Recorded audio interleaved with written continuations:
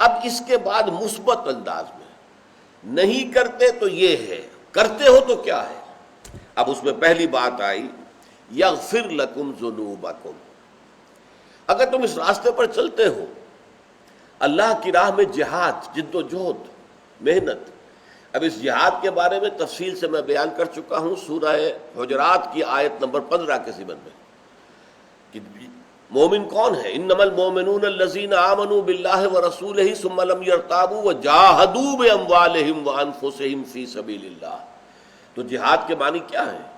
جہاد کے معنی صرف جنگ نہیں ہے، جہاد اپنے نفس کے خلاف بھی ہے، جہاد معاشرے، بگڑے ہوئے معاشرے کے خلاف بھی ہے، جہاد شیطان کے خلاف بھی ہے، جہاد باطل نظریات کے خلاف بھی ہے، جس کے خلاف زبان سے اور قلم سے جہاد کیا جائے گا، جہاد باطل نظام کے خلاف بھی ہے۔ اس کے لیے ظاہر بات ہے کہ میدان میں آ کر اس نظام کو چیلنج کرنا ہوگا اور اس سے ٹکر لینی ہوگی، جس میں یقیناً جان کا بھی اندیشہ ہے، جان بھی دینی پڑے گی۔ یقاتلون فی سبیل اللہ فیقتلون ویقتلون۔ اب یہ ایک مکمل یوں سمجھیے کہ کیریئر ہے۔ اصل میں جو ہم نے جہاد کو قتال کے معنی میں لے لیا ہے، جہاد کے معنی جنگ، اس سے ان تمام آیات کی جو اصل روح ہے وہ پس پردہ چلی گئی، پردے کے پیچھے چلی گئی۔ جہاد کے معنی جنگ نہیں ہے، ہاں جنگ جہاد کی آخری منزل ہے۔ جہاد تو نفس کے خلاف جہاد سے شروع ہو گیا ہے کہ فجر کا وقت ہو گیا ہے، اذان سن لی ہے، لیکن نفس کہتا ہے ابھی اور سو۔ آپ نے کروٹ لی، چادر درست کی، سو گئے۔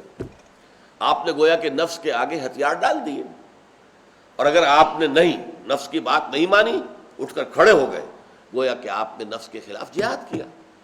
تو بندہ مومن کی زندگی کا کوئی لمحہ جو ہے، سوائے اس کے جب وہ سویا ہوا ہے، وہ اب انکانشیس ہے، اس کی جو ہے کانشیس مائنڈ اس کا ورک نہیں کر رہا ہے۔ خواب بھی آ رہے ہیں تو وہ سب کانشیس مائنڈ سے ان کا تعلق ہے، کانشیس مائنڈ سے نہیں ہے۔ اس وقت کو چھوڑ دیجئے، باقی پوری زندگی میں کوئی ایک لمحہ ایسا نہیں جو جہاد سے خالی ہو۔ ایک سرکاری ملازم ہے اور اسے کوئی شخص رشوت پیش کر رہا ہے کہ میرا یہ کام ذرا کر دیجئے، یہ میں پیش کر رہا ہوں آپ کی خدمت میں، ظاہر بات ہے کہ اندر ایک تصادم شروع ہو جائے گا۔ نفس کہے گا لے لو، فلاں ضرورت اٹکی ہوئی ہے، فلاں بچے کی فیس ابھی دینی تھی، اس کا انتظام نہیں ہو رہا ہے، فلاں کا یہ معاملہ ہے، لے لو۔ اور دل کہتا ہے نہیں صاحب، حرام ہے، حرام ہے، نہیں لے سکتا، کشاکش ہے۔ ایک ایک لمحے پر، قدم قدم پر انسان جو ہے دو راہے پر آتا ہے۔ پھر اس سے آگے بڑھ کر انسان اپنے آپ کو وقف کرتا ہے، دین سیکھوں اور سکھاؤں، دین کی دعوت دوں۔ دعوت کیسے دے گا اگر سیکھے گا نہیں؟ دین کو خود نہیں سمجھتا تو بلائے گا کیسے؟ وہ تو لطیفے والی بات ہے کہ کسی پٹھان نے کسی ہندو کے تلوار سر پر رکھ دی کہ پڑھو کلمہ۔ انہوں نے کہا اچھا خان صاحب پڑھاؤ۔ کہنے خو قبلہ تو ہم کو بھی نہیں آتا ہے، تو اب کلمہ آپ کو نہیں آتا تو کیا پڑھائیں گے آپ کسی کو؟ اسی طریقے سے اگر آپ قرآن کو جانتے نہیں تو قرآن کی دعوت کیسے دیں گے؟ تو گویا یہ ایک اب کیریئر بنے گا، سیکھو اور سکھاؤ، پڑھو اور پڑھاؤ، پہلے علم حاصل کرو پھر اسے پھیلاؤ، دعوت دو، اللہ کے دین کی طرف لوگوں کو بلاؤ۔ اور یہ کہ اگر اللہ کی طرف دعوت دیتے ہوئے اگر ماحول جاندار ہے، اس میں کچھ زندگی ہے، روح باقی ہے، اور آپ کو ماحول سے ریسپانس مل جاتی ہے، آپ کے پاس 1,00,000-2,00,000 آدمی جمع ہو جاتے ہیں جو واقعتاً اب دل میں یقین بھی رکھتے ہیں، عمل میں ان کے اسلام پر پوری کی پیروی موجود ہے، اب انہیں جمع کرو، منظم کرو، جیسے کہ کوڑے کو بل دے کر جو ہے بنایا جاتا ہے، انہیں آرگنائز کرو اور پھر باطل پر دے مارو۔ با نشہ درویشی در ساز و دمادم زن، چو پختہ شوی خودرا بر سلطنت جمزن۔ تفسیر میں نہیں جا سکتا کہ علامہ اقبال نے اس ایک شعر میں سارے مراحل جو ہے سمو دیے۔ 12 برس مکے کی زندگی درویشی تھی، دعوت ہے، تبلیغ، دعوت تبلیغ میں ظاہر بات ہے آپ کو عاجزی اختیار کرنی پڑتی ہے۔ داعی جو ہے تحکم کا انداز تو اختیار نہیں کر سکتا، تحکمانہ انداز تو حاکم اختیار کر سکتا ہے، داعی کو تو عاجزی اختیار کرنی پڑتی ہے۔ اور داعی کو اگر کسی نے اوپر سے جواب دے دیا تمہارا تو دماغ خراب ہو گیا میاں، کہاں تم باتیں کر رہے، سننا پڑے گا اور جھیلنا پڑے گا۔ وہ جواب نہیں دے سکتا دماغ تمہارا خراب ہے، پھر وہ داعی نہیں ہے، مبلغ نہیں ہے، وہ تو بدھ مت کے بھکشوؤں کی طریقے سے برداشت کرو، جھیلو۔ حضور سے کہہ دیا گیا مجنون، پاگل، شاعر، ساحر، مسحور، کیا نہیں کہا گیا حضور، اور برداشت کیا۔ حالانکہ یہ نہیں تھا کہ آپ کو صدمہ نہیں ہوتا تھا، قرآن خود گواہی دے رہا ہے وَلَقَدْ نَعْلَمُ أَنَّكَ يَضِيقُ صَدْرُكَ بِمَا يَقُولُونَ، نبی ہمیں خوب معلوم ہے کہ جو کچھ یہ لوگ کہتے ہیں اس سے آپ کا سینہ بھینچتا ہے، آپ کو رنج ہوتا تھا، غم ہوتا تھا، سینے میں گھٹن محسوس ہوتی تھی، لیکن حکم کیا ہے؟ فَاصْبِرْ عَلَىٰ مَا يَقُولُونَ وَاهْجُرْهُمْ هَجْرًا جَمِيلًا، صبر کیجئے، جھیلیے، برداشت کیجئے، جو کچھ کہہ رہے ہیں برداشت کیجئے۔ یہی ساری باتیں آپ سے پہلے جتنے اولو العزم رسول تھے انہیں کہی گئی ہیں۔ حضرت نوح کا مذاق اڑاتے تھے، ٹھٹھے مار مار کر ہنستے تھے کہ اس بڈھے کو دیکھو دماغ خراب ہو گیا، یہ خشکی پر جہاز چلائے گا، یہاں کشتی بنا رہا ہے، دیکھو تو صحیح۔ ہم پہلے ہی نہیں کہتے تھے کہ اس کا دماغ پھر گیا ہے، جو باتیں کرتا ہے بہکی بہکی باتیں کرتا ہے، اب تو ثابت ہو گیا کہ اس کا دماغ خراب، مذاق اڑا رہا ہے۔ تو معلوم ہوا کہ یہ سارے مراحل جہاد کے ہیں، اور پھر جب کہ طاقت اگر فراہم ہو گئی ہے تو پھر اس طاقت کو ٹکرا دینا، پھر یہ نہیں کہ تو بچا بچا کے نہ رکھ اسے، تیرا آئینہ ہے وہ آئینہ کہ شکست ہو تو عزیز تر ہے نگاہ آئینہ ساز میں۔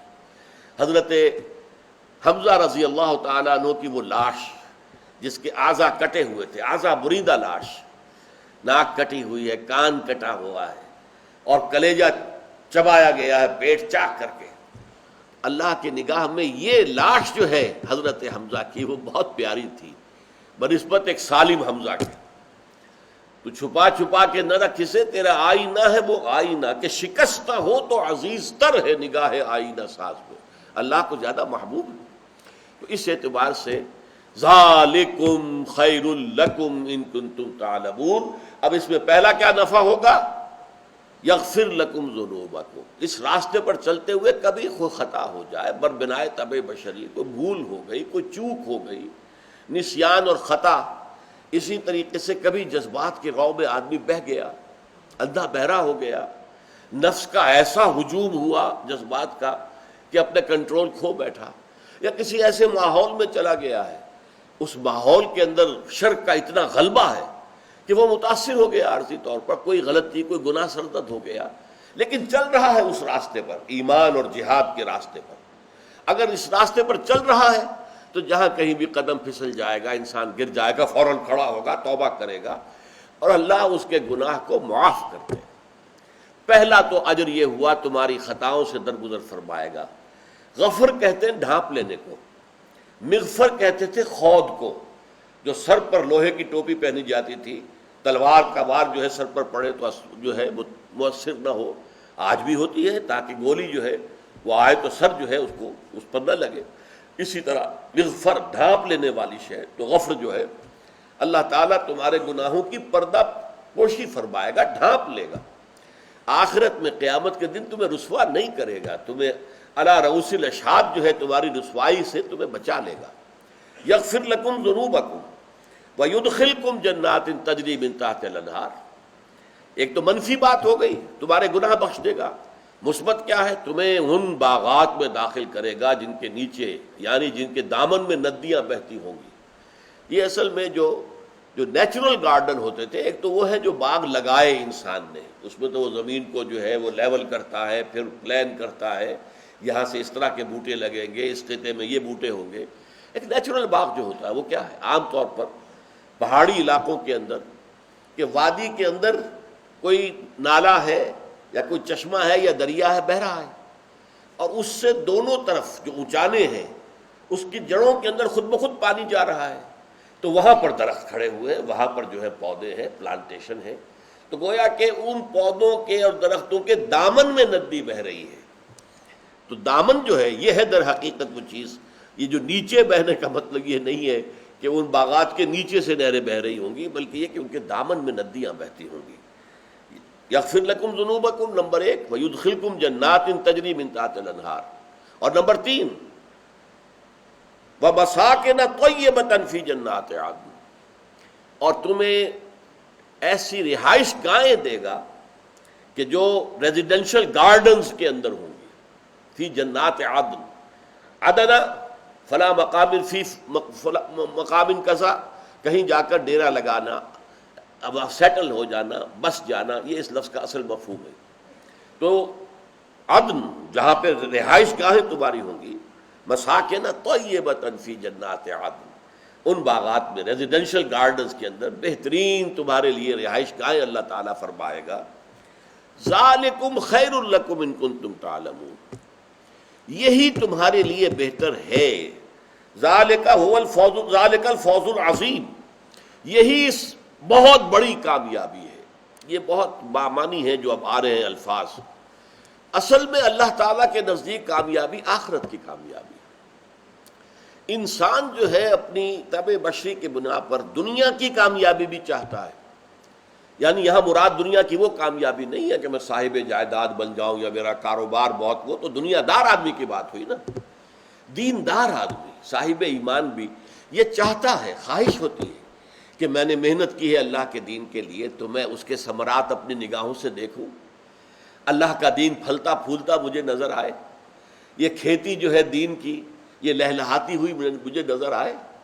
ہماری اقامت دین کی جد و جہد وہ ہماری اپنی زندگی کے اندر اپنی کامیابی کی منزل تک پہنچ جائے. یہ انسان کی ایک طبعی خواہش ہے، لیکن اللہ کو اس سے کوئی غرض نہیں ہے. اللہ تعالیٰ تو اگر اسی کو چاہے تو آنے واحد میں کر دے، کفر کا خاتمہ، اسلام کا غلبہ، اس کا ایک حرف کن کافی ہو جائے گا. لیکن نہیں، اصل میں تو وہ تمہارا امتحان لے رہا ہے. امتحان میں کامیاب ہو گئے تو چاہے دنیا میں بظاہر ناکام رہے تم کامیاب ہو اللہ کے ہاں. یہ ہے اصل کامیابی. ذالک الفوز العظیم. اصل کامیابی آخرت کی کامیابی ہے. دنیا کی کامیابی تو یوں سمجھیے نافلۃ لک، مزید ہے، اضافی ہے، بونس ہے. اصل کامیابی وہ نہیں ہے، یہ تو بونس ہے. اگر اللہ تعالیٰ دنیا میں کامیاب کر دے اور واقعتاً وہ جماعت، وہ تحریک جو اقامت دین کی جد و جہد کر رہی ہے وہ اپنی آنکھوں سے اپنے نتائج دیکھ لے تو کیا ہی کہنے، نور علی نور. حضور نے دیکھے اللہ کے فضل و کرم سے. آپ کے ساتھ 10,000 تھے جبکہ آپ مکے میں فاتح کی حیثیت سے داخل ہوئے. انہوں نے جو منظر دیکھا کیا کہنے ہیں.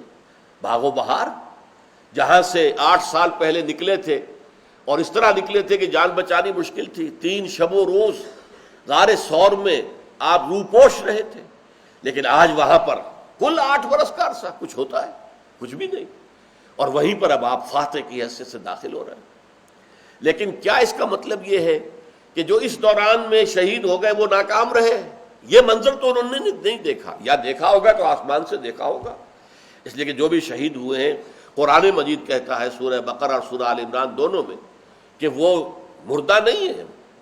جو بھی اللہ کی راہ میں قتل ہو جائے اسے مردہ نہ کہو. وَلَا تَقُولُوا لِمَن يُقْتَلُ فِي سَبِيلِ اللَّهِ أَمْوَاتٌ بَلْ أَحْيَاءٌ وَلَٰكِن لَّا تَشْعُرُونَ. ممکن ہے وہ بھی دیکھ رہے ہوں، لیکن یہ کہ ان دنیا کی آنکھوں سے تو انہوں نے وہ منظر نہیں دیکھا جو حضور اور آپ کے ساتھ 10,000 صحابہ نے دیکھا. حضرت حمزہ تو غزوہ احد میں شہید ہو گئے. حضرت سمیہ اور حضرت یاسر تو مکے ہی میں شہید کر دیے گئے تھے. انہوں نے تو مدینے کا دور بھی نہیں دیکھا. مدینے میں حضور کا داخلہ جو ہے وہ بھی شاہانہ انداز کا تھا کہ وہاں آپ کا جو ہے استقبال جو ہے اس کی تیاریاں کئی روز سے ہو رہی تھی، لیکن وہ بھی نہیں دیکھا انہوں نے. وہ تو مکے ہی میں شہید کر دیے گئے.